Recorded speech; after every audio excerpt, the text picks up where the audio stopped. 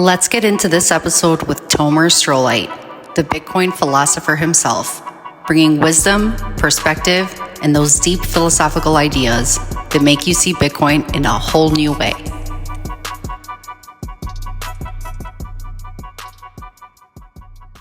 I'm a huge fan of yours. Thank you so much for joining me today. Thank you. I love hearing you in spaces, first of all. It's just anytime you talk, I feel like people just nobody wants to interrupt. You know, we love hearing what you have to say. I am a fan of your work from you've written a book, you know, but I've loved what you wrote about the legendary treasure of Satoshi Nakamoto, and I loved watching the video that was made. Right. And recently you wrote an article that I would love for you to talk to us about. It was about how Bitcoin is alien technology. Okay, yeah. It's a bit of an older article, actually, but I haven't talked about it in years. Yeah. I refreshed it because Max Kaiser had posted something about Bitcoin and aliens. He said Bitcoin is extraterrestrial. So I shared the article with him, reply to him, and then he shared the artitle with everybody else. I guess it was his first reading of it. Well, I'm glad because I hadn't seen it. So it was really, let me really call awesome it up here. I don't remember it off the top of my head, but let me. Yeah, there was just some things that I thought were really interesting about it. I love how you you talk about how Bitcoin feels otherworldly. Like, I think everything combined, but it's the code, it's, the game theory, it's the emergent, like the pseudonymous creator, it's all the parts put together just make it feel like something indescribable. So, if you could just kind of like remember some parts of that to kind of tell some people about why Bitcoin is. I mean, even when it comes to like the time traveling like idea, people have theories about Satoshi being a time traveler, just all these crazy theories. But I love thinking about it as like a living organism or something. Just your ideas are so cool. Okay, yeah, we can cover all those things, and we can see how we want to approach the article. Sometimes it's better to just read excerpts from the article or to start kind of reading it. It says it's an 11-minute read, so that's maybe a tad long, but we can read parts of it or something. Great. All right. Go ahead. Oh, would you like me to read it? Oh, I don't know. You're the one has the voice. You're the one, but I could. Yeah, I'm happy to. I want to know if you want to do like an introduction or how do you want to kick off? Yeah. So, but you don't have to read the entire thing. Maybe your favorite parts or something. Maybe something that would explain to people, sort of why you maybe wrote this article, what things about Bitcoin make it seem so extraterrestrial. But there are some parts that I loved about it too. But yeah, if you could pick out some of your favorite parts of the article just to kind of read them to people that might hear it for the first time. Okay. I'm not sure that I can do that precisely, but you know what, why don't we like have a little bit of a discussion about the article that you enjoyed it, and then maybe I'll dive into reading it, and then we can do just get our bearings and get the momentum going for the. However you want to do it. Yeah, that sounds awesome. So yeah, I think that there's so many things about that one. Like, we don't have to even talk about one specific article. I just love your philosophical take on Bitcoin. I like how you think of it. Outside the box, you have that even like a spiritual sort of idea. I love how you talked about how Satoshi is like a good role model for people because of his intelligence and his the gift he left for us all, and just it's a way of behaving or acting as humans, and to look up to how he was so. I mean, he didn't have greed, he was just not human like, it's just there's just things about that yes, you could look up to him. So yeah, I love those ideas too. I like how you talk about Satoshi, and even in the legendary treasure. Have you always thought about, like, when did you start thinking about Bitcoin in this way? Like, was it right away, or did you take a few years to kind of start to think of, the deeper parts of Bitcoin and how it... I think for me, the journey into thinking about Bitcoin more broadly than just as an explanation of why it's better money than fiat money or better money than gold money was when I started writing about Bitcoin. And I wanted to get into writing about Bitcoin, and I had this idea, which ultimately became my book, Why Bitcoin, but I didn't publish it originally as a book. I started writing articles, and my first article that I wrote was Why Choose Bitcoin, which was really about Bitcoin's really the only money in the world that asks you to choose it. It gets better and better with time, becoming more of a choice. Gold can't get better. Gold is what it is, and it'll always be what it is. Whereas fiat money forces you to use it. You're literally ordered at the point of a gun by the government to use it or else. But Bitcoin is voluntary, and it's a community project that people improve. And I started writing about that. I started writing about energy. I started writing about all these different aspects of Bitcoin. And I discovered as I was becoming more and more comfortable expressing my ideas about Bitcoin, that there were ideas that I wasn't really aware of that were like in my subconscious. And these were the moral and spiritual aspects of Bitcoin and the admiration that I had for Satoshi and the nature of his creation. And so if you read the book, Why Bitcoin, the articles start pretty like, why does Bitcoin exist? And ends up with why Bitcoin is worthy of being loved, and why Bitcoin is a movement of peace. And that's kind of the progression that went on there. And indeed, I ended up taking a lot of those ideas. I ended up writing a lot about what Bitcoiners were after that. I have a whole series on Medium called Who Are the Bitcoiners? And there's an article in there called Rich or Poor, Bitcoiners Have What Money Can't Buy, that talks about all these things that you can't buy, like friendship and love and intelligence and integrity, but how the process of becoming a Bitcoiner gets you those values, because you have to study things. You have to put your money where your mouth is. You meet people who are doing the same thing, and you form relationships and friendship. There's an article in there called Don't Tell Me There Are No Heroes in Bitcoin, which really speaks to how Bitcoiners like to stand up for the little guy, protect them, how they fought a block size war for the right things, and how Satoshi is, in a sense, the greatest hero of any movement that we've seen, because he did this all quite selflessly and quite heroically to even achieve the creation of Bitcoin, and then to do it and not take any personal credit for it, because we don't actually know who Satoshi is, not to claim the fame, not to claim the power that he could have had if he ran it, and not to even claim the money, which he created. So it was this extraordinary thing. And then it culminated for me in my magnum opus, which is The Legendary Treasure of Satoshi Nakamoto, which got made into a movie, which was my attempt to explain not just how I found the spiritual awakening through Bitcoin, but why I think so many people find spiritual awakening through Bitcoin, and how it takes them on a journey to discover something more valuable than money itself. So that's been the process of writing. There's someone famous who said, but I can't recall right now, if you don't write, how do you even know what you think? And it was a really powerful experience, because I didn't know what I thought. I had all sorts of emotions and feelings and ideas, but when I started writing and became practiced in writing, my ideas got organized and emerged, and then I could see them for myself and make sense of them. Yeah, it makes sense, because when you write stuff down, it almost resonates with you more too. You actually can make sense of it. Yeah. And I wonder, when you were starting to write, you had more, as your book progressed and you had different articles that, talked more about Bitcoin in the philosophical sense. It was probably like those thoughts that you felt that were subconscious, but did you feel like there were people in the Bitcoin space that maybe said something that sparked like, hey, that is kind of what I've been thinking too, but maybe you're afraid to say some things? Or yeah, very much. I think that at the time there was quite a few people who were having this similar experience, like not that it was not just metaphysical, but spiritual. And there was something more intense going on than simply, oh, here's a new technological solution for money. It's like a spreadsheet replaces a calculator. This was something that was beyond that. There was something more, and everybody was trying to put their finger on it. And I know people who were taking a really long time to write a treatise on it, or people who were writing essays about the political and moral aspects of Bitcoin. And everyone was expressing this in their own way.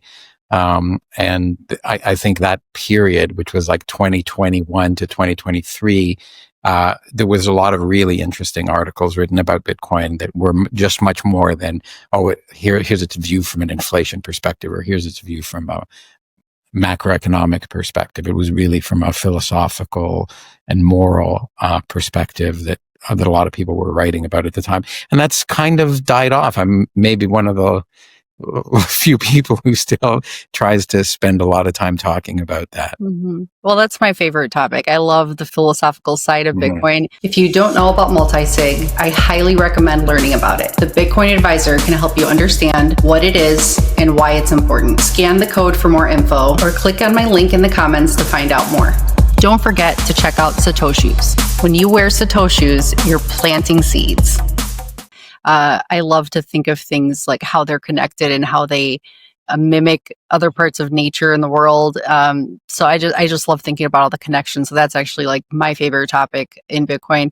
But I think that it was a profound moment when you were getting into writing the Legendary Treasure, when you talked about how you realized it's more of a spiritual shift with more people, not just something you're experiencing, because that impacted me, because I felt stuff like that. Like I saw things in Bitcoin myself, but hearing you say it out loud when I watched the video, it made me realize that it connected things for me too. With the more guests I've spoken to on my show, there's so many people that felt that, and it's not a coincidence that so many people have some kind of spiritual awakening, or they have that ego disillusion and all the stuff that happens when you start to realize what's important in life. So it's not a coincidence, and it's when you said it, just the whole thing put together was incredible. It's just about Satoshi and what he left as a gift, but it was just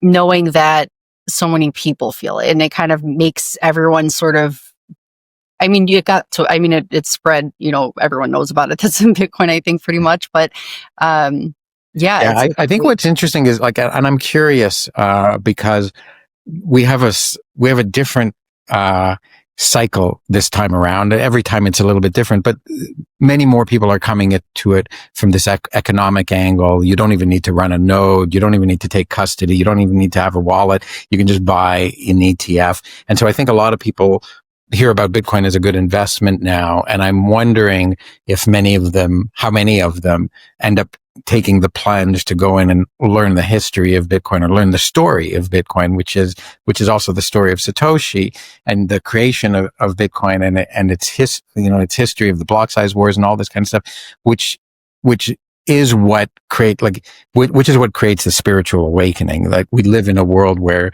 someone can do the impossible and they don't have to do it for money, power, and fame. And that's real and that's true. And Satoshi is the embodiment of that. But if you hear Bitcoin's a really good investment and you can make 30% per annum, that doesn't take you out of the spiritual sleepiness, the spiritual slump of living in the fiat world where racing against inflation is the only thing that you can do. It misses out on all the spiritual components of Bitcoin, which is you can take self-responsibility and self-custody of your future. You can self-determine what to do with your future. You don't have to use something that the government tells you to use. You can use something that's independent of it. So that whole awakening, I don't want to say I'm worried about it. I'm just curious to see if that journey is being missed by many people. And it was very hard. You couldn't miss that journey by buying an ETF when an ETF wasn't for sale, but you can miss that journey now. Right. And that's a little concerning for me, I suppose. I guess how I probably would think of that is, a lot of money that's already tied up in traditional finance. It's a lot of, probably the wealthiest people in the world, but I think those people are probably older. They've accumulated wealth over time and it's invested there. And I do think that, Bitcoin's whole thing is proof of work, and the ETFs are kind of, in a way, the easy way out. But if people already have their money tied up in there, they're just going to shift over to it, have some Bitcoin exposure, but stay in this current system. So it's really not learning about Bitcoin, because you're just shifting your money over to something else that'll make you money. But I think the people that don't already have their money tied up in there, like the younger generations, they will probably ask more of those questions. They'll probably put in the work because they probably have more time to do that. So I think it'll be more of, in my idea of how that would look, would just be younger people would still try to look for answers, but it's also the need to know where they actually have to take time to figure out, why would I self-custody and what's the reason for that? Then you go down that rabbit hole. But again, if you're older, your money's already just sitting in in TradFi, you're probably just going to invest it, you're moving over it. You're not really doing too much of the work. So there's just a big percentage of people, I think, that would, a big percentage of the capital in the world that would get into Bitcoin and not really care about that aspect. But I think self-custody teaches you because you have to learn about it.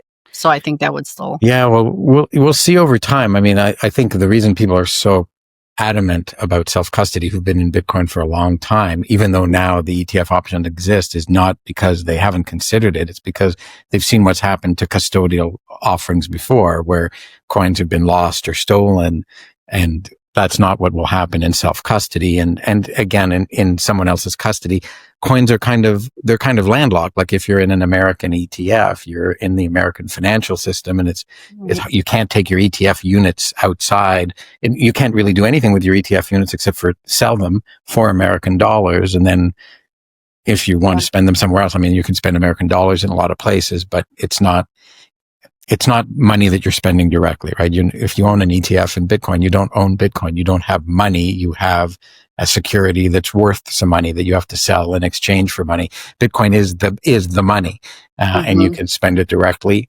and send it anywhere in the world. So it's getting people to realize that that's the innovation here. And it's easy to lose track of, well, whatever this thing is, it's a really good investment. And like, that's not false, but it's far from the whole picture. And the reason it's such a good investment is because it is self-custodied, self-directed, self-sovereign species money that can't be debased and can't be inflated and can't be seized, and in its native form. So when you buy something that can be seized in its native form and isn't money, but tracks the value of something else, you can kind of miss the boat. And I think some young people are vulnerable to that. And I think some old people are not necessarily vulnerable to that. Like a lot of older people are suffering from realizing that their life savings has been inflated away, and what they thought was going to be a lifetime of money to take care of themselves suddenly is half or a quarter as much as what they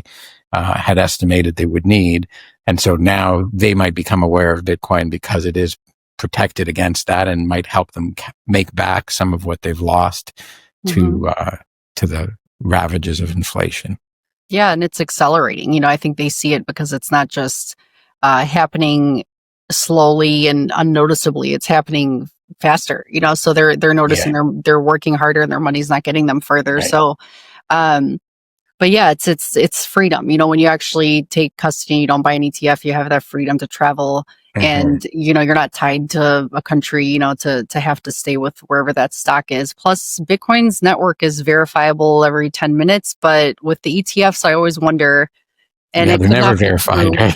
Yeah, right. There could be all of these stock options for Bitcoin. And, compared to the, Bitcoin per share, you sometimes wonder, why is the Bitcoin still all left on exchanges? You think it would be sucked up. And, this last year, since they became live on Wall Street, I'm actually is it paper Bitcoin? You don't know what you're actually, like it could be a bank run, right? Like if everybody says, I want to go just pull it out and buy Bitcoin tomorrow. Paper Bitcoin is unverified Bitcoin. It's an IOU. And again, this is the distinction. Bitcoin is the only digital asset that's scarce that you can actually take custody of, but you have to do the work to do it. And if you don't do the work to do it, then you're exposing yourself to counterparty risk, fraud, seizure, all these kinds of things that you're not exposed to with Bitcoin. So I think people will learn over time, but these lessons tend to be learned the hard way, right? Either you learn it the hard way yourself, or you learn it watching other people learn it the hard way. All the warnings that all the old Bitcoiners are offering fall on deaf ears until suddenly there's some kind of crisis, like the FTX thing happens, and turns out they don't have the Bitcoin. And sometimes these things take so long to resolve that if you have the time, it ends up being a forced hold. And although you don't get back all the Bitcoin you were originally owed, the Bitcoin you get back 10 years later is worth so much that you're kind of relieved, because you're not sure you would have held on to any of the Bitcoin if you actually were still in charge of it. So it's like time locking. Story is, it's finally paying out now, and it forced people to hold from 2013 to 2024 or 2025. people Mhm. did well by that. They went from 100,000, from 1,000 to 100,000. Yeah, So even if they're only getting back half of what they originally had, they're getting back a 50 times gain, and they might have otherwise sold it at 2,000 or 10,000 or 11,000 or something like that. that's very true. Yeah, that's why I think about that idea about time locking. That's kind of what it feels like, sort of Mm-hmm. like you're just not able to access the Bitcoin until the future. Right. Um, and when you called Bitcoin a species, like a digital species, I love that you wrote about in an article called Hello, I Am Bitcoin. You wrote Yeah. about how Bitcoin survives in symbiosis with human beings. It's an artificial life form in partnership with humans for mutual benefit. But you compared it to so many things, like you compared it to DNA, Mm-hmm. and to and just the fact that it's, I think, like, it consumes energy, like the whole idea of it, what it consumes and how it metabolizes, like that was such a cool idea to think of Mm-hmm. it. And it's in collaboration with humans because it needs humans to run it in Right. order to survive and stay alive, so Yeah. that was really, really Yeah. I mean, interesting. I'm far from the first person to suggest that Bitcoin is very lifelike, if not, Mhm. for all intents and purposes, a living entity. It consumes Mhm. energy. It grows. It does what life does, except it doesn't do it with organic chemistry. It does it with computer components.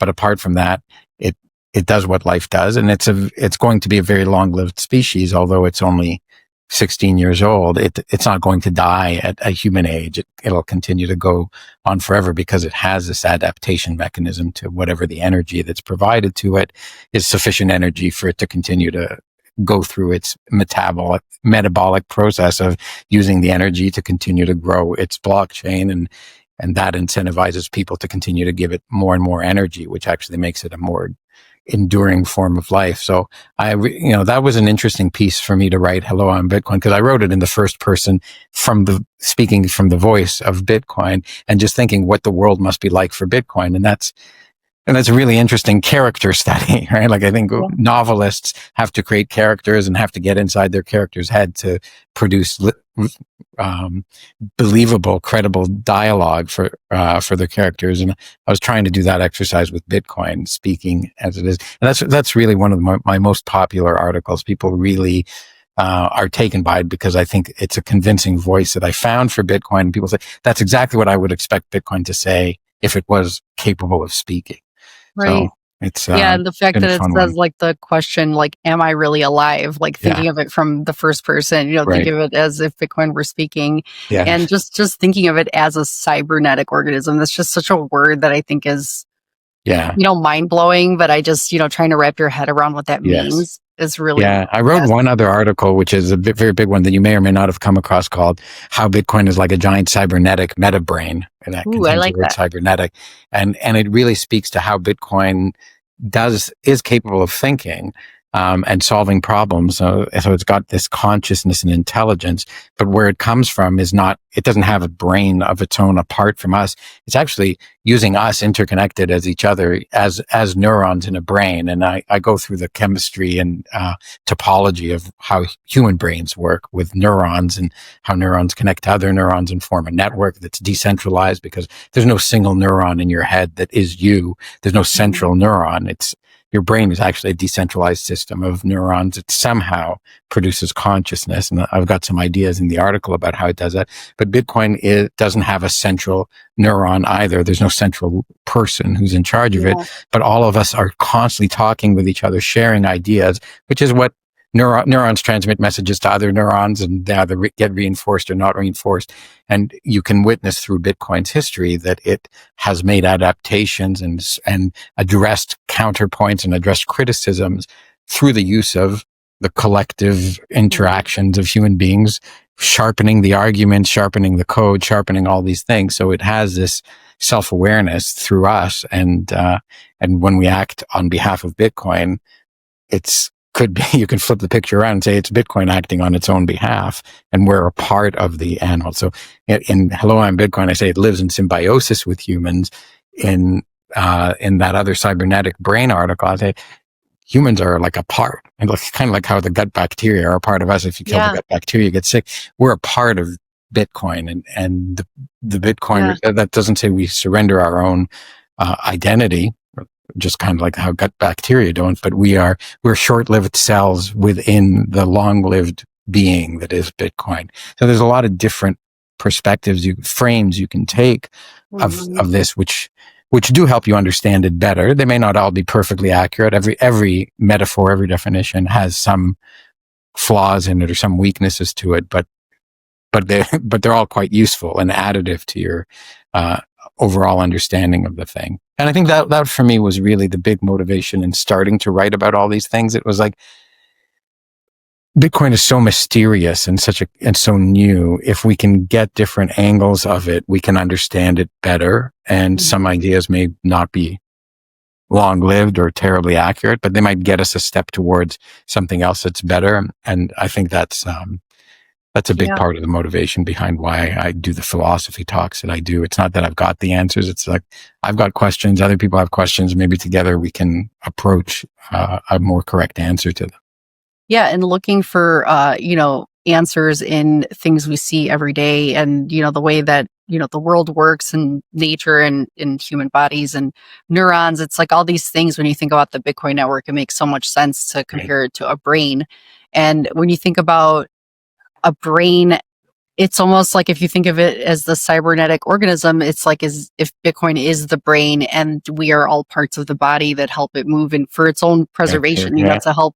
So because it's like not telling us what to do, but you're right, for the collective, good, because we all want the same thing. We all want it to survive because it benefits us, and then it benefits, back and forth. But it's this idea of how, almost like how you could think of um when they talk about cyborgs, or how we're technically already cyborgs, so we use phones all the time. But with Bitcoin, it's like the cybernetic brain that we're all connected through. No, we're part of some bigger thing than ourselves. And when we're putting our mind to understanding Bitcoin and solving Bitcoin's problems, that, again, viewed from a different lens, is Bitcoin thinking about itself and thinking about how to solve its problems within its world. And it's not that it's one or the other. It's both simultaneously, just looked at from different perspectives. Mm-hmm. Yeah, that is fair. And I hope that more people do this. I hope more people build on these philosophical ideas, because that's really, like, this technology is still so new, and so many people don't understand it. So you do need to try to make sense of it, So I think that people do benefit from what you're doing, and from trying to explain it from in different ways, because it's not just money. I mean, it's so many things, and it teaches us so many things, So I really hope that does stay part of the way that it teaches people how to be, and just so many ideas, like proof of work, and just to be caring human, and care about others, and not just yourself, and not be consumed by materialism, and consumerism, and all that stuff. Right. Well, I think some of this is an effect that Bitcoin has on people over time, regardless of whether they choose to be philosophical or not. Like, there are people who come into Bitcoin just for the money aspect, but find that Bitcoin changes them anyways, not because they took an active role in wanting to self-improve or change themselves. Just the longer they've been in it, the more they've absorbed from that act. And so I think there's obviously a very active role that you can take in studying Bitcoin and seeing how it changes you. But there is that expression in the community: you don't change Bitcoin, Bitcoin changes you. Right. And I think I don't want to say it can be entirely passive. Like, you don't change if you're not engaged at all. But by asking the question, why is Bitcoin outperforming all my other investments so much? Why is it so robust? Why isn't it being attacked by the government? Why are all the worries that I had about it going away?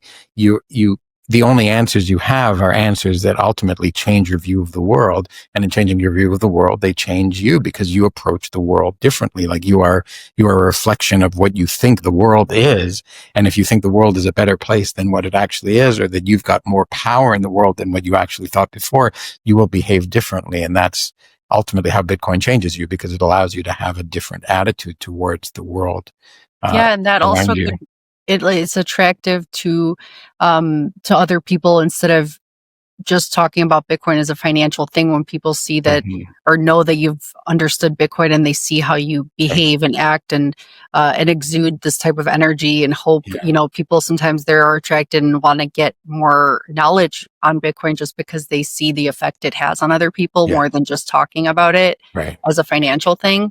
Yeah. And that's Um, called tumbling down the rabbit hole, right? Like that's mhm. when you say there's a lot more to this than just a financial instrument, and there's a lot. It becomes philosophical, economical, social, moral, political, all these other fields, artistic. There's so many aspects to it, that it's almost hard to find a discipline that Bitcoin doesn't change your perspective of. Yeah. And that's why I like to know why I want to ask you about kind of what your passions were before you ever got into Bitcoin, because a lot Mhm. of my guests, that's kind of why I like to ask them about their journey into Bitcoin and how they found it. Right. Because with so many people having sort of an eye-opening experience or a philosophical one, I feel like I like to ask what their passions were before, because it sometimes is a lot of the people who were very curious about the world. Mhm. And when they actually do start to ask the right questions, they start to find out all these things that surprise them. Yeah. But when it's people who just, are, I don't know, more, I don't want to say uh, traditionally educated people that are just Mhm. used to going a certain direction and following the crowd, or Right. if it's somebody who was an artist or was you Mhm. know, tech person that was a creator, so what was your history like Yeah, before? I mean, I was very interested I was a very curious person. Just to address your first point, Mhm. I was self taught in philosophy. I spent hundreds of hours in my car when I was commuting back and forth to my job, listening to philosophical books and philosophical essays and treatises. I was very interested in this topic of philosophy, and I didn't study. I studied business when I went to school, and I spent most of my career in digital media. I worked for a newspaper company, not on the newspaper side for most of my time there, but on the internet side of it, during a period where the internet just became something that people became aware of, all the way up until the point where it was pretty much had destroyed the newspaper industry. So I watched disruptive technology disrupt an industry from within the industry that got disrupted, and I saw how hopeless and helpless it was for the disruptee to try to fight back against the disruptor. The disruptor just had way too much power. This is why I think when I came across Bitcoin, I was like, this one, this is, this is either going to be all the money in the world or worthless. But it's not going to be in between, and it'll take time for it to happen. And then the longer that I was in it, the more I was convinced, well, this is not going to be worthless, which left as the only other option. This is going to be all the money in the world. Mhm. And, I think it just has so many of the traits, both philosophically and economically and financially, and from the study of disruptive innovation, it just has all the traits of this classic disruptive network that will digitize, dematerialize, demonetize what came before it, and it's in the process of doing that. And it's interesting to watch, and it's interesting this time to be on the right side. Being on the newspaper side was really hard when the internet came in. Being on the Bitcoin side, as Bitcoin comes in, is a lot better than being on the traditional finance side. So it's like I'm glad to be on the winning team this time around and contributing what I can to this team's winning. But there's also a lot of differences between, like, in the internet, there were winners and losers of companies. There was no way to invest in the internet as a whole at large. Although, if you're smart enough, you could see that Google and Amazon might be the winners, and Apple, and you could invest in those. But it wasn't always that clear, and they had a lot of Mhm. volatility in their share price. I think with Bitcoin, it's just much clearer that this digital future of finance is anchored in Bitcoin. There's some interesting, moons orbiting this thing, but this is the center of mass of Right. digital finance. Yeah, it's crazy because I guess with the internet, it came out, everyone saw it, everyone's trying to figure out which is the best company to invest in. But with Bitcoin, it's reshaping finance, and everyone just kind of thought, well, nobody really asked the question what money is, and everyone just thinks money works because it does, and no one really cared. And I think when Mm-hmm. Bitcoin grew, it was like, oh, whatever, it's some stupid little toy Right. online thing. It's nothing, Right. so I think it grew so fast, so big Well, I think it before. captured a lot of people's imagination because it wasn't that there was nobody who was questioning money, but there was nobody who had an answer to the question of money. There were the gold bugs who were like, Mhm. gold is the solution, but it was like, but everyone was pointing out to them, well, gold has actually already failed, right? Like gold used to be the money and it lost to fiat and it might hold some value, but you can't go and spend it anywhere and you can't convince any government to adopt it. And then Bitcoin comes around and people say, wow, this is such a revolutionary invention. Some people call it digital gold, but they point out that eventually there's a lot more factors about it than it's merely a digitization of gold. It's transportable, backupable, teleportable. It's got all these different features. Satoshi himself made one journal entry or one forum entry around imagining, a metal that was gray and scarce, but could be teleported anywhere. And that's what was the metaphor he was trying to use for Bitcoin. So it was this novel thing that couldn't be stopped by the government. And that was the really powerful revolutionary aspect of it and why it's grown so well and is now ultimately being, went from opposed to by governments to tolerated to embraced to potentially adopted. And that I think is going to be really powerful. And it doesn't matter if governments do adopt or not Bitcoin because it's a choice of every individual in the world to adopt it. And Bitcoin becomes more valuable the more individuals choose it. But it's really the only money people can choose to adopt that is in a network that's growing. But even just to say that it's the only one that asks you to choose it is a really powerful insight because it's Right. going to do what it needs to do to earn your choice. And whereas nothing else is actually trying to earn your choice. That's so true. It's Bitcoin doesn't have a leader. It doesn't have someone who, a marketing team, but it's quiet. It says nothing. Yeah. It keeps moving. And every other coin out there that has people behind it trying to pump the coins or get you to, join their coin, I think people just start to realize that they get, and because human greed takes such a big role, I always go back to that because even if people think they're smart traders or whatever, you end up getting into something thinking that you're going to trade this thing, but you always think it's going to go higher, and you're left with a rug pull.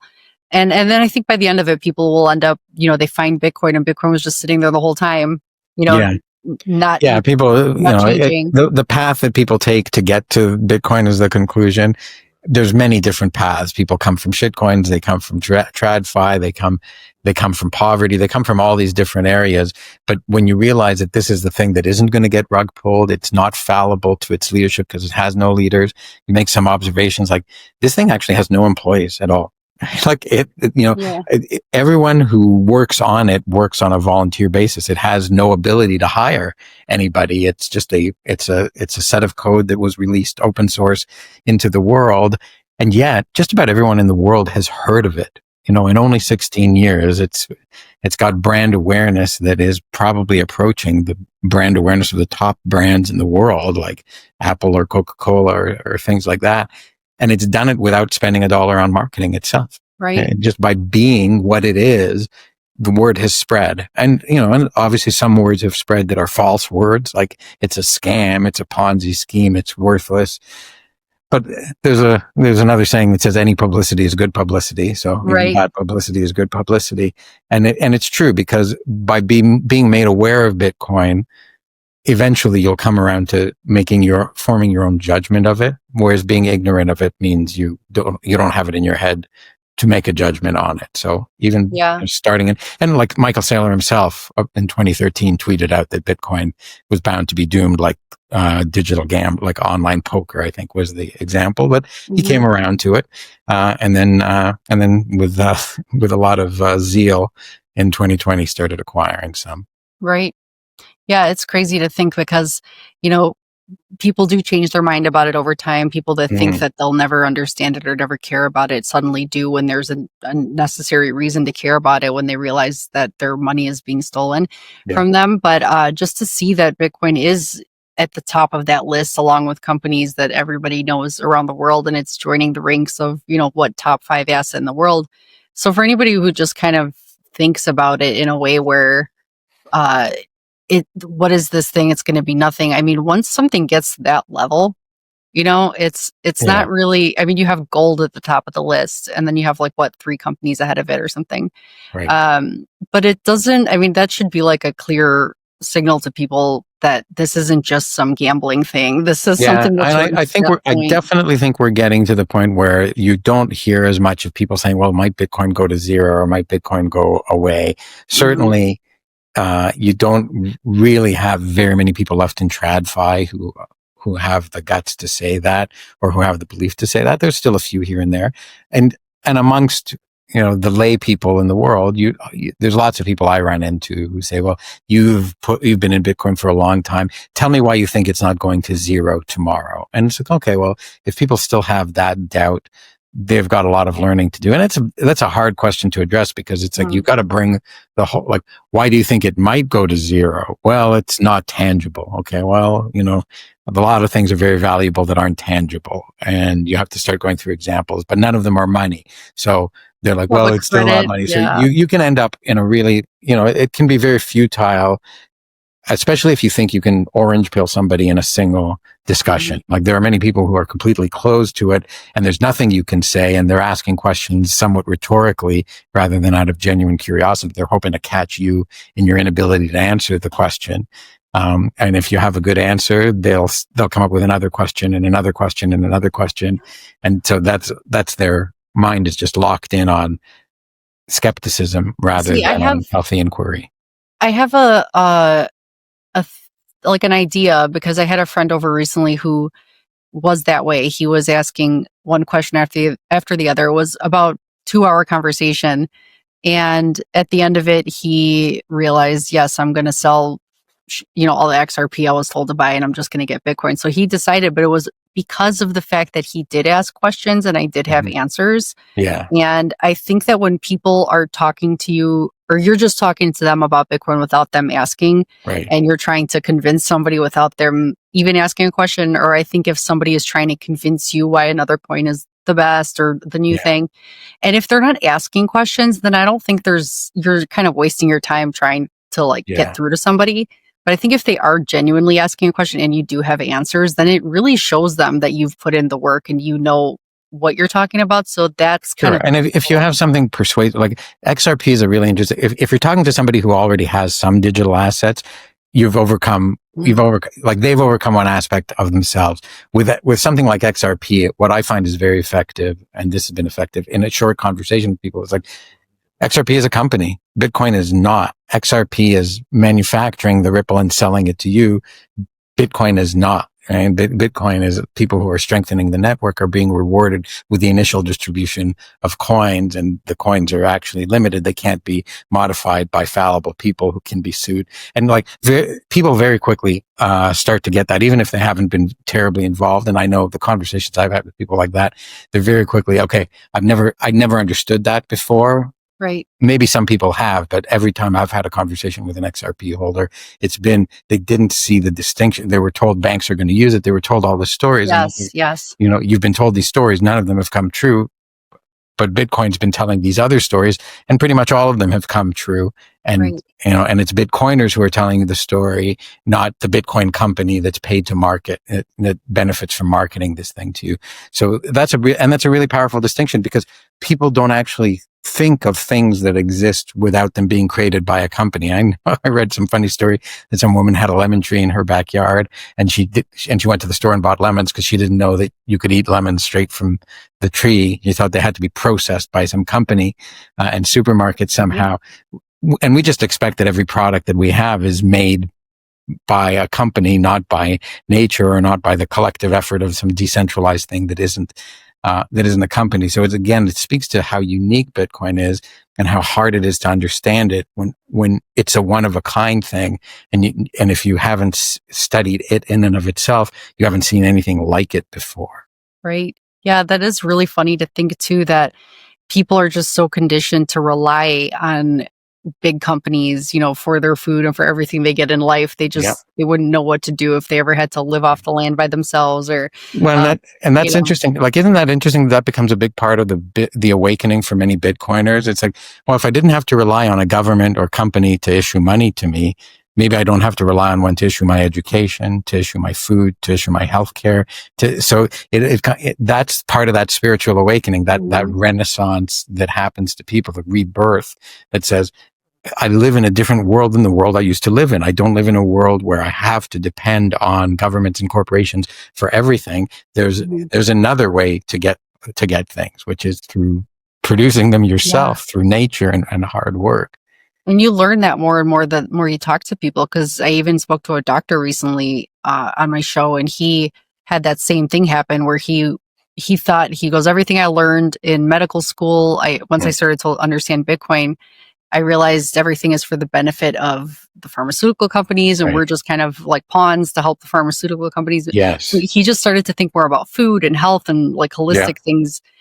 He still remains to be a doctor, but he's just, he says he lives his life with like Bitcoin principles. So he goes, even if I don't talk about Bitcoin to my patients, I talk about self-sovereignty and curing yourself by putting in the work and, actually. Yeah, the expectation that you can get healthy by doing something yourself rather than by taking a pill manufactured by a pharmaceutical company is a bit of a revolutionary idea. Like it's becoming more mainstream right now. And I think there's a broader awakening than just amongst Bitcoiners that maybe pharmaceutical companies don't have your best interests in mind, but have their best interests in mind.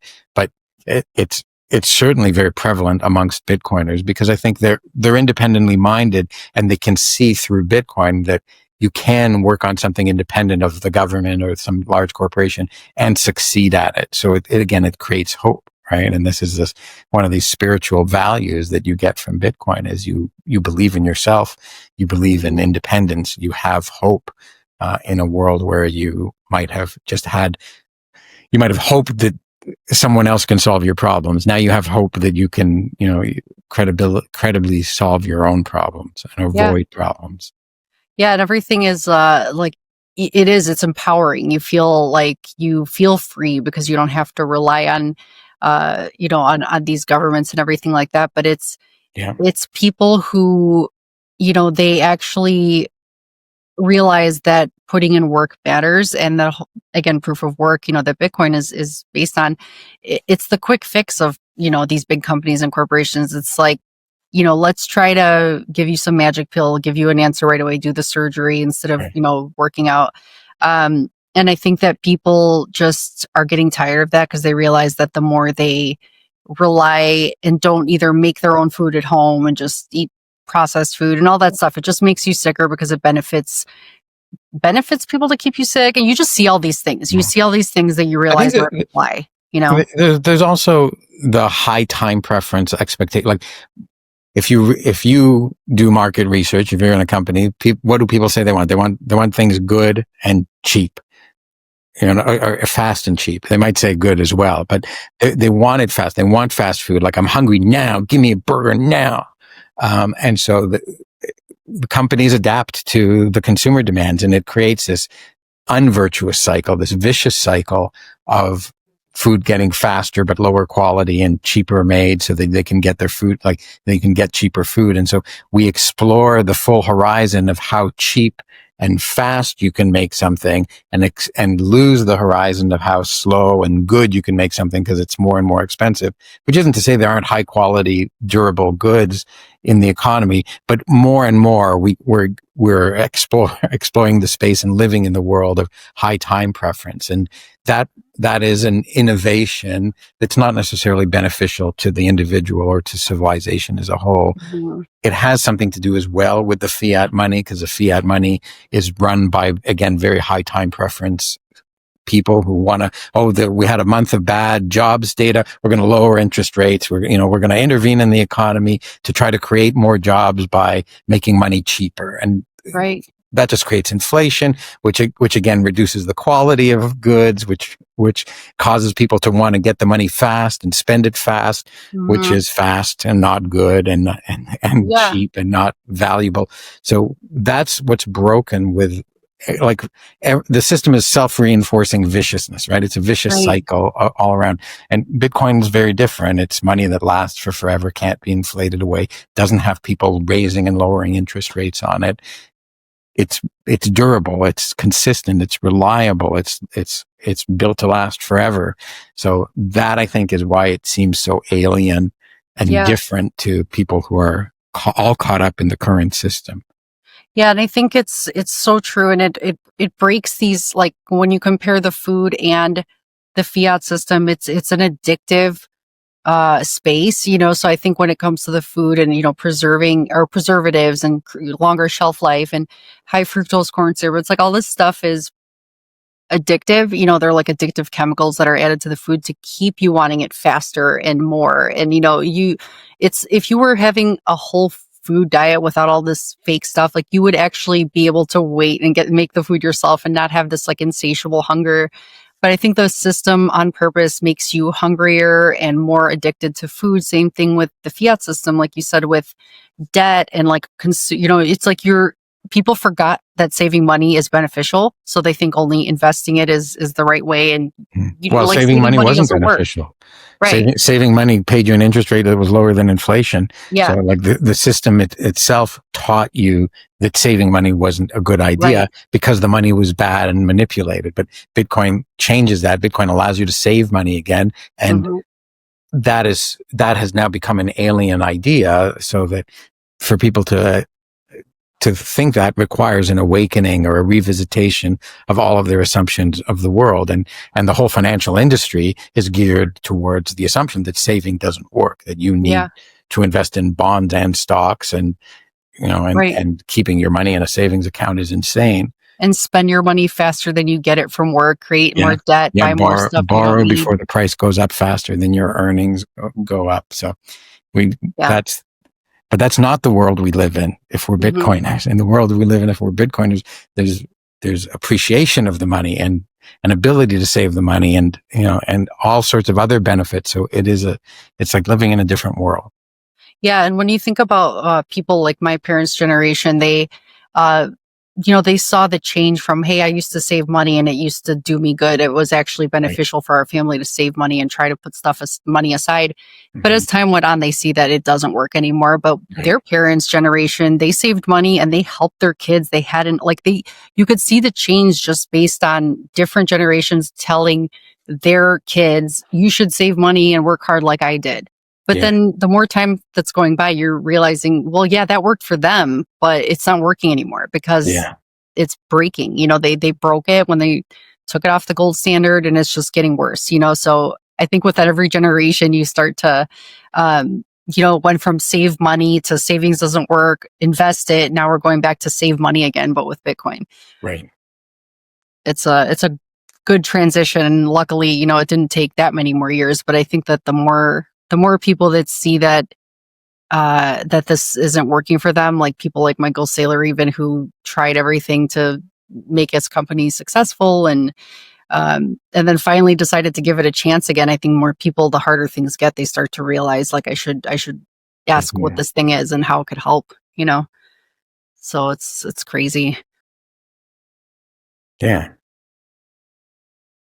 So I just see a really, really hopeful future. And it's really nice learning about how, so many people have asked these questions now are ones that were curious, like you said you were. And, just like when you were in that internet field, when you worked in that career, when you saw this playing out, was it something that was terrifying to you, or were you looking at it from almost an outside perspective? And well, it was a bit of both. How it was. I was trying to look at it as objectively as I could, and I could see the dangers that were coming, and I was trying to pitch those dangers to the company that I was working for and say, we need to address these in these ways. And there were people who were in denial. There were people who were apathetic. There were people, and their incentives aligned with being apathetic or in denial, right? Because they were being paid for the future success of a newspaper company. Sometimes they were apathetic because they were close to retirement and they had a big pension as well. And they could see it coming, but they didn't care because they thought that they would dodge the bullet. And in many cases, the bullet was slow enough that they managed to retire, before it hit. But there were many of us who were really curious and really worried, and some people would have left the company. Eventually, everybody who was interested left the company, of the newspaper. But I'd say I probably clung on for longer than I ought to have, out of a false sense of hope that I could make enough of a difference to reinvent the company and reinvent its portfolio with digital assets. Mm-hmm. Probably with the benefit of hindsight, I should have done something different and left earlier. But I don't actually have regrets. I had a really good experience and learned a lot. Yeah. But yeah, there's definitely people who are curious. There's people who are ambivalent, and there's people who are what I would describe as uncurious. It's not a word that I think you find in the dictionary, but they're the opposite, right? They're not interested in hearing. There's the world that's around them here today, and they see facts on the ground, and that's all they see, right? People are reading newspapers today. And so I'm going to focus on the newspaper. Then it's kind of like a very high time preference view Right. of the world, because just because something is true at this moment doesn't mean it's going to be true a minute from now, let alone 10 years from now. But you have to be curious enough to say, well, what are the causes that are powerful, that are impacting change in the world, and how might that play out? And that's a very hard thing to do with a high degree of accuracy. So, Yeah. I think it's kind of the curious thing about Bitcoin is you can actually see into its future.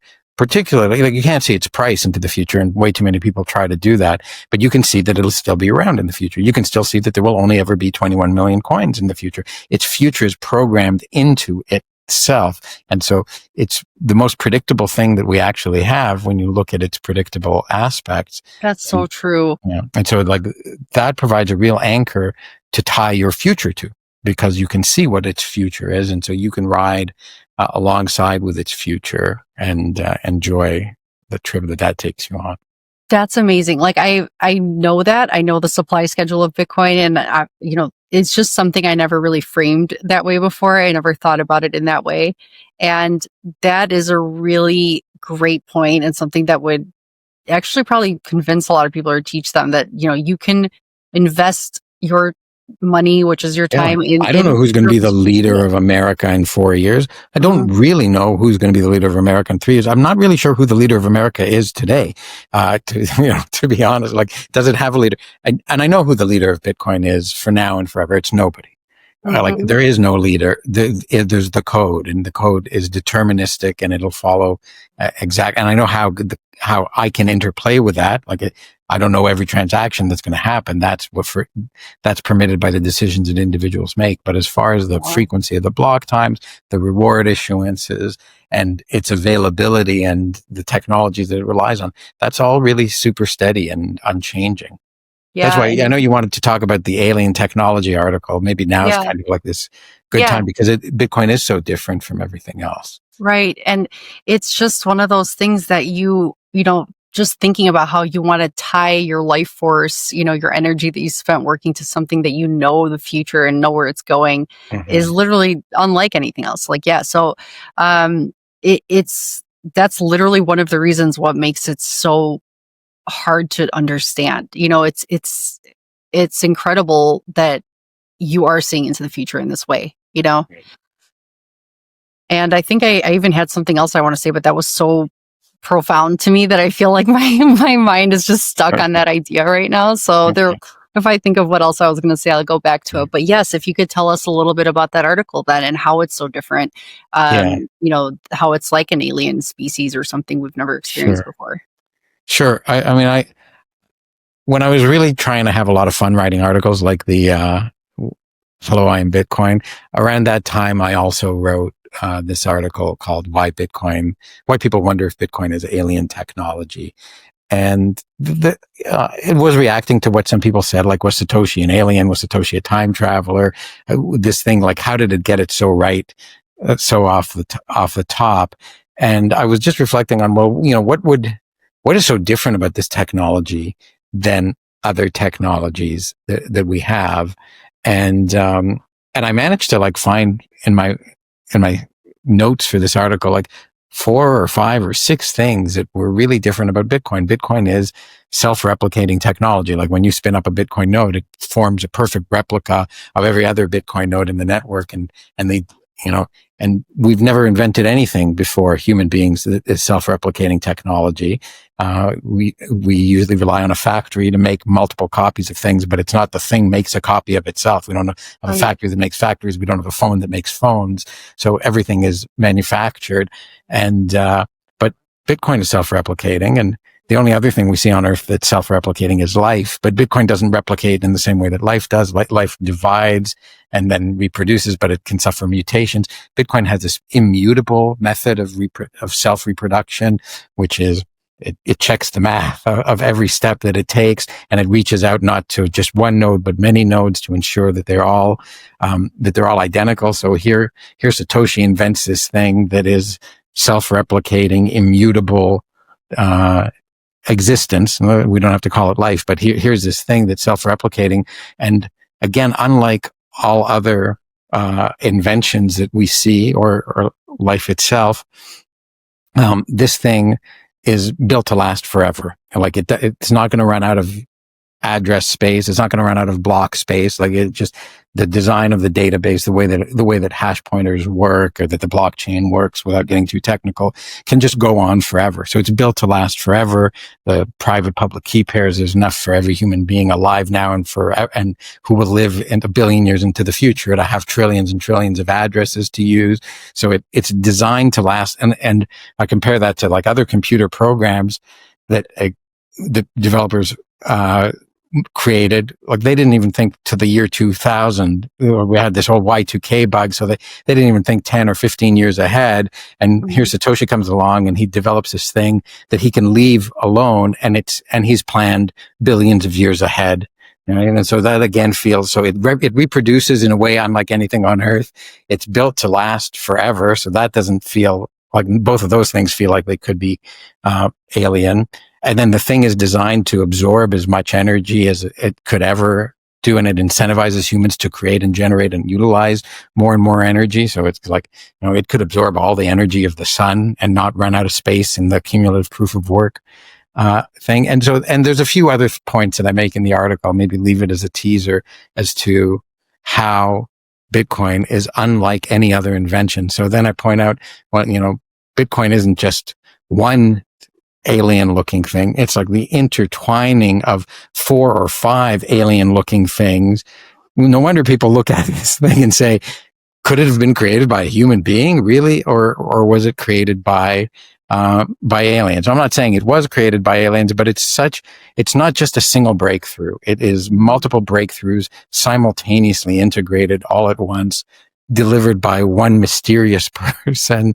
And it's going to take 120, like it's so long term, it's going to take 120 years just for the coins to be issued, long past the lifetime of any creator of it, or even anyone who was alive at the time of its creation. It's just a really remarkable. There's so many things that are remarkable about it, because even when you mentioned that part of it, Satoshi, because sometimes I think Satoshi was this inhuman kind of person that, you couldn't imagine somebody who was that not greedy, and to be able to walk away from something without the fame or the power of all this money. But then to think that it was programmed from the very beginning to last until the year 2140 obviously would surpass his life, even if it was that Satoshi purposely lost his keys just so he wouldn't be tempted or something like that. She, whoever created it, did it so that it would outlast him, for sure. So it was done on purpose. It wasn't just some accident, or it wasn't, I really feel like it was just premeditated. There's a really powerful expression you just used it was done on purpose. It was done like on a purpose. The purpose, right? Like there's a purpose to Bitcoin that is huge, and it was done on purpose to meet that purpose, which is, to create sound money and unite humanity in peace forever. That's like a huge purpose. So it's like a small thing to throw away the keys when that's what you're actually buying and building for humanity. Because the purpose wasn't to get rich. The purpose was to enrich human civilization forever. Yeah. And that's why it seems that if that's the case, that it was for this grand purpose, and it was not just, I'm going to throw it away so I'm not tempted. It was something that was premeditated on purpose. And how is that how is this person human? It's just hard to wrap your head There you around the go. fact that this There you person go. is Right. human. So was Satoshi an alien time traveler? Or is Bitcoin a gift from a benevolent alien civilization? Many people I met believe it was a gift from God. It was, like it's such a benevolent and powerful and unstoppable thing. It's superhuman in so many respects. So it's a blessing one way or the other, whatever its origin is. And the mystery of its origin, again, is like, I guess we also don't know who invented the wheel, but we sure as heck don't know who invented Bitcoin. And that's why it's like one thing that you also wrote was he left us a gift, but he also left us an example. Like that was, I think in the I Am Bitcoin, or no, that was in Legendary Treasure, I believe. Yeah. So, but yeah, it was just, that's why we have, it's this great gift, but we can learn from it, so it's incredible. And also when you mentioned Y2K, another thing is that, these technologies that came out, they didn't think past Y2K, but Bitcoin is immune to that because it doesn't go by traditional time. It goes by the block time, so it was like even that part was reinvented. It's like, I'm not going to go off a traditional calendar. I'm going to create new time. And so that way that stuff doesn't affect me, So there's a really great article. I think my very favorite article on Bitcoin, I didn't write it, is written by Gigi, and it's called Bitcoin is Time. And if you haven't read it and it's part of your journey, it's my most highly recommended article to read. So if you Google Bitcoin is Time by Gigi, it'll take you to his website, and it is far and away one of the most mind-blowing articles about Bitcoin, and it addresses this point, but several others as well. I was just in awe when I first read that article. That is, it's still hard for me, even though I know about, block time. It's hard for people because I've been in it since 2020. It's not, you've been in Bitcoin, since 2013. So I'm much newer, but it's still a few years into it. It's still, when I think about that, and I'm sure once I read this article, I'm just gonna love it, and I'm gonna want to share it because I'll have a lot of different ideas from it. But it's still, it's hard to wrap your head around all of this stuff, who Satoshi was and how it was done. It's just it feels like a modern day superhero, and that's what I think. And including the secret identity, right? That nobody knows who this person is. It's like, and with the superpower of solving a problem that was said to be impossible to solve. So he's really exhibited superhuman abilities in multiple disciplines, in solving a problem that couldn't be solved, in keeping his identity private, and in not being tempted by greed for power, money, and fame. These are all superpowers of Satoshi. Sometimes I can't wait because I know that it's inevitable, I guess, at some point, but I look forward to the day when I go watch a superhero movie and it's about Satoshi, because it's I feel like there's so many cool superhero movies out there, but this is actually a true story, and it would be it's a wonderful idea, because I mean that's what in the Legendary Treasure of Satoshi Nakamoto, it's like my whole first part of that is how the story of Bitcoin, which is the story of its creation, which is the story of Satoshi, creates a spiritual awakening in people. So I try to retell the story in that inspirational manner, but if I had just ended it there, it could have been, this story of Satoshi. And I did try to write, and I wrote in partnership with a couple of other people, including DJ Valerie B. Love, who you may have met. We wrote this Satoshi the Cyber Opera, which we haven't unfortunately been able to launch, but it is a completely fictional attempt to portray a human story of the creation of Bitcoin. So it completely makes up the Bitcoin origin story as to who Satoshi is and what his/her circumstances might have been. And someday I hope to bring it to the world in some kind of production. I was going to, I'm so glad you brought it up, because I was going to ask you about that, because I did talk to Valerie about that, and she did say that you guys were doing this, and I was like, I want to be the first in line to go see that whenever it comes out. So she said hopefully one day you guys can get it done and everything, but I think that's amazing. That would be the coolest thing ever. Yeah, it was a pretty cool story, so I don't want to spoil it, but it's man, it's good. Like, I'm pretty impatient, so it's hard. It's like when I find out it doesn't even have a plan, so you'll have to lower your time preference. Maybe, I know, and maybe that's when what Bitcoin hits $250,000, I'll be able to afford Yeah. to finance the creation of this thing. She had Well, very that's good what I vision. think it is. It's like I can't be impatient. I'm supposed to be a patient Bitcoiner that Yes, waits for things to play out. I can't be, yes. but yeah, that's the great that you have the story lined up. You have it written out so you can put it into Yeah, a lot. whatever. We have the story outline and plot written, and it's Mhm. and we know what we want for the various pieces of music to be because we want it to be a musical. But there's a lot. There's a lot to still do because neither of us are musicians or songwriters or even script writers. So there's a long way to go still on this project. But hopefully Yeah. someday we'll be able to resuscitate it I and love just the fact execute. that it's called the cyber opera. Like, I Yeah, think that's that's the Valerie's coolest thing. contribution for sure. Hmm. For sure. Well, thank you so much for talking to me today and telling me about all My this. I pleasure. really can't wait for that one day. I'm sure that'll happen, and I can't wait for when it happens. So, I think that would be, and it would probably spawn the beginnings of, that would become this like talked about thing that would inspire, Hollywood to start making Satoshi movies. Who Yeah. knows? So I think that's really amazing, and thank you so much for sharing your words, your insights, and joining me today and letting people know your thoughts. It's been a fun chat. Thank you for having me. Thank you so much. Have a great rest of your day. You too.